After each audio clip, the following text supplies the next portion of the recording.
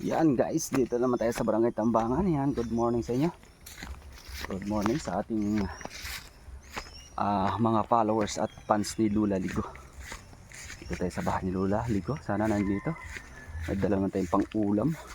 Yan, huli sa kitang ang paborito talaga ni Lula. Lula! Lula! Lula! Ano naman? Ito na naman ako. At naulan-ulan at gasabaw ko na ng masarap na isda o malalaki pa. Ay, lalaki ano? Oo. Harangin. Ano daw yan? Ay, Nagambir, may kagbagang nagapadalay ka mahal nun.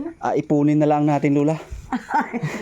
Saan kayo mo binili? Bago natin presyuhan pag malaki na. Malaki nang babayaran. Ay, dalawa. Di, bayad na yan, Lula. Salamat. Oo, at ayan daw ang paborito mong ulam. Kunabang maisip ko may tinigang pa natin, Manuel. Habang naulan-ulan, meron kang masarap na sinigang. Ano, bagay.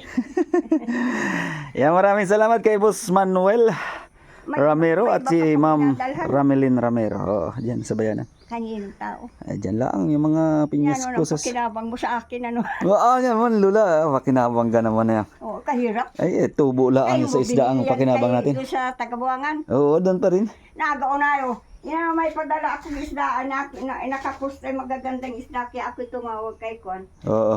Madating na yung gadalis. Yung hirap ng pangasim. Pang-asim. Oo, wala ako. Kalabisan ko hindi na abunga. Kalamisan. Ay, pag kamatis na may mahal ang kamatis ngayon. Ayan, mahal nga nga niya ang kamatis Oo. na sa radyo. Ay, mahal ang kamatis. Pero Na nabubulok. Wag na, Lula. Ako'y malakad na. Ayo, pantao ka. Tanghalian na rin. Naghahintay na rin yung iba ng tanghalian. Ay, oo. Sige, Lula. Oo, salamat. Ayan, salamat. Salamat. Ayan, maraming salamat din sa mga anak ni Lola Ligo. Lagi nagpapadala pang ulam. Medyo ulan nga ano, dumilim na naman. Kaya gadali-dali ako. Ayan. Thank you. Masaya naman si Lula. May ulam naman siya. Masarap-sarap na yan. Mga huli sa kitang talaga ang paborito nun. Pagdalhan natin ang galunggong yun. Siguradong gareklamo na naman sana. Buti na lang masarap-sarap ang ulam ni Lola. Malaking isda pa naman yung huli sa kitang.